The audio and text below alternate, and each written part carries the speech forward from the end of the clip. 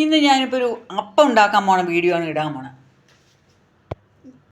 ഇതിപ്പോൾ അരി പച്ചരി, നല്ല ഇനം പച്ചരി വാങ്ങി ഞാൻ 2 കപ്പ് ഇങ്ങനെ 2 കപ്പ് അരി വെള്ളത്തിലിട്ട് 2 മണിക്കൂർ കുതിർത്തിയിട്ട് 2 മണിക്കൂർ കുതിർത്തിയിട്ട് വാരി വെച്ച് മിക്സിയിൽ പൊടിച്ച അരിപ്പൊടിയാണ്. ഇതാ കണ്ടോളൂ, നന്നായി വന്നിട്ടുണ്ട്. ഇതിനെയാണ് ഞാനിപ്പോൾ അപ്പത്തിനെടുക്കാൻ പോണത്. അപ്പോൾ ഇതിൽ ഞാനിപ്പോൾ 2 കപ്പ് ഇതങ്ങനെ നോക്കോളൂ. നമ്മളിപ്പോൾ ഒരു 2 കപ്പ് അരി പൊടിച്ചാൽ നമുക്കൊരു കഷ്ടിച്ചൊരു 4 കപ്പ് കിട്ടും പൊടി.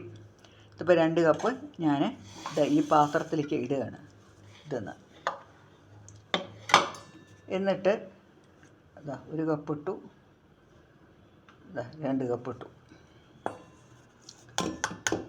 ഒരു 3.5-4 കപ്പ് അരിപ്പൊടി കിട്ടും. ഇനി ഇങ്ങനെ ഉണ്ട ശർക്കരയാണ്, നല്ല ഇനം ശർക്കരയാണ്, നല്ല കളറാണ്. മറയൂരൊന്നുമല്ല കേട്ടോ ഇത് സാധാ ഉണ്ട ശർക്കര ഇവിടെ ഞങ്ങൾക്ക് കിട്ടുന്നത്. ഇത് 300 ഗ്രാമാണ് ഞാൻ തൂക്കി നോക്കി.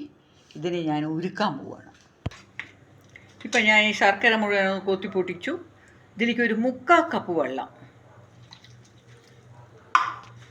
ഇനി ഇതൊന്ന് നന്നായി തിളച്ച് ഉരുകി വരട്ടെ. ഇപ്പം എൻ്റെ ശർക്കരയൊക്കെ നല്ലോണം അലിഞ്ഞ് നന്നായി തിളച്ച് വന്ന് ഓഫ് ചെയ്തു.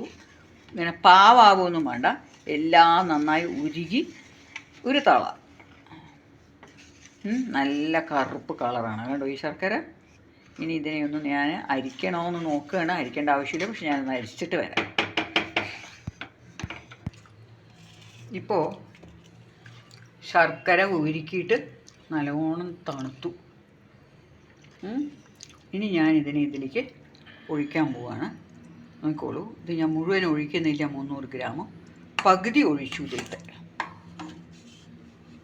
എന്നിട്ട് നന്നായി ഇളക്കിയിട്ട് ഞാനൊന്ന് മധുരം നോക്കട്ടെ. അതിനുശേഷം ഞാൻ ഇനിയും ഒഴിക്കണോ വേണ്ടതെന്ന് തീർച്ചയാക്കും. വേണ്ടി വരില്ല എന്നാണ് തോന്നണം. ഈ ശർക്കര ഭയങ്കര മധുരമാണ്.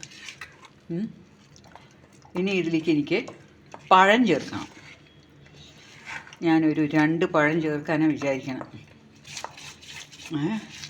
ഇതിപ്പോൾ 2 കപ്പ് അരിപ്പൊടിയിലേക്ക് ഞാൻ എന്താ അതിൻ്റെ കളറ് കണ്ടോ, കറക്റ്റായിട്ട് ഈ 300 ഗ്രാം ഉരുക്കിയതിലത്തെ പകുതിയാണ് ഞാനിപ്പോൾ ചേർത്തിരിക്കുന്നത് കേട്ടോ. ഇനി ഞാൻ പഴം കൂടെ ആഡ് ചെയ്തിട്ട് കാണിക്കാം. ഇതിലേക്ക് 1 പഴമാണ് ചേർത്തിരിക്കണം കേട്ടോ, ഒരു ചെറിയ പഴം. ഇവിടെ എനിക്ക് പാളയം കോടൻ പഴം കിട്ടുന്നില്ല. ഞാനിത് ഞാലിപ്പൂവനാണ് ചേർത്തിരിക്കണേ. പക്ഷെ എന്തായാലും പഴം ചേർത്താൽ ഒരു സോഫ്റ്റ്നെസ് ഉണ്ടാവും. ആ അവസ്ഥയ്ക്ക് ഞാൻ ഈ പഴം ഇതിലേക്ക് ചേർക്കാൻ പോകും. നല്ലോണം സ്മാഷ് ചെയ്തിട്ട് ഇതിനെ ഒന്ന് ഇതിലേക്ക് ചേർത്തിട്ട് ഇപ്പോൾ ഞാൻ ഒരിത്തിരി നെയ്യുരുക്കി. നെയ്യ് ഇവിടെ ഉരുകാൻ ഇത്തിരി പണിയുള്ളതുകൊണ്ട് നെയ്യുരുക്കി 1 സ്പൂൺ. അതിലേക്ക് തേങ്ങ ഇടുക. തേങ്ങ വറുത്ത് കൂട്ടുക. ചെറിയ പീസാക്കിയിട്ട് തേങ്ങ പൂണ്ടിട്ട് വറുത്തിട്ടിടാൻ പോവാണ്. അപ്പോൾ ഒരു വിധം നല്ല ബ്രൗൺ നിറായി നല്ല മണം വരുമ്പോൾ തേങ്ങ അതിലേക്ക് ചേർക്കാം.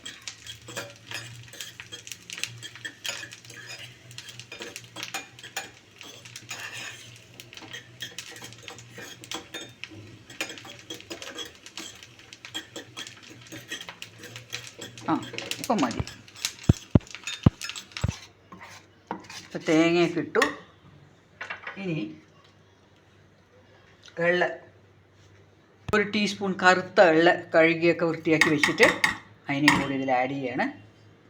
ഇനി ആഡ് ചെയ്യേണ്ടത് ഏലക്കായ.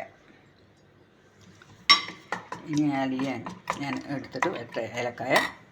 ഇപ്പോൾ ഇതിലേക്ക് ഞാൻ ഏലക്കായ ആഡ് ചെയ്തു. ഒരു 7-8 ഏലക്കായ, 7 എണ്ണം. ചെറിയ ഏലക്കായായിരുന്നു. അപ്പോൾ ഞാനൊരു 7 എണ്ണം പൊടിച്ച് ചേർത്തു. ഇനിയാണ് ഇതൊരു 2 മിനിറ്റ് അല്ല, ഏകദേശം ഒരു 10 മിനിറ്റ് ഒന്ന് റെസ്റ്റ് ചെയ്യണം. എന്നാലേ അതിൻ്റെ കൂട്ടൊന്ന് കറക്റ്റായിട്ട് വരും. ഓക്കെ, ഇപ്പോൾ അപ്പക്കല്ല് വെച്ചിട്ട് ഞാനിതാ എണ്ണ ഒഴിക്കാൻ പോകുന്നില്ല, സോറി, എണ്ണയല്ല, നെയ്യ്. പകുതി നെയ്യും പകുതി എണ്ണയാണ് ഒഴിക്കണേ. ഇപ്പോൾ എൻ്റെ നെയ്യും എണ്ണയൊക്കെ ഉരുകി ഞാനിതാ അപ്പം കോരി കോരി ഒഴിക്കുകയാണ്. മഞ്ഞത്തിൽ കണ്ടു.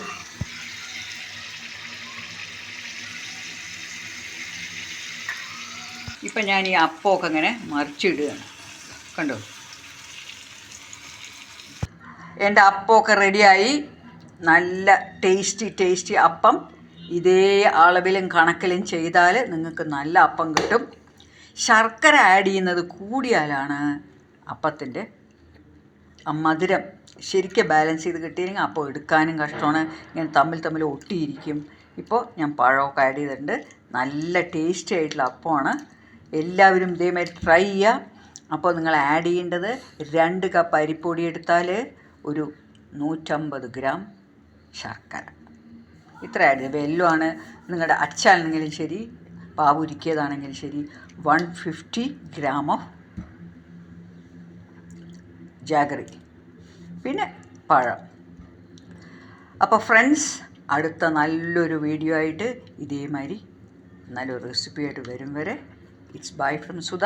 Please subscribe my channel. Please give me comments ഒക്കെ ഒന്ന് ചെയ്യുക. അടുത്ത നല്ലൊരു വീഡിയോ ആയിട്ട് വരും വരെ ബൈ.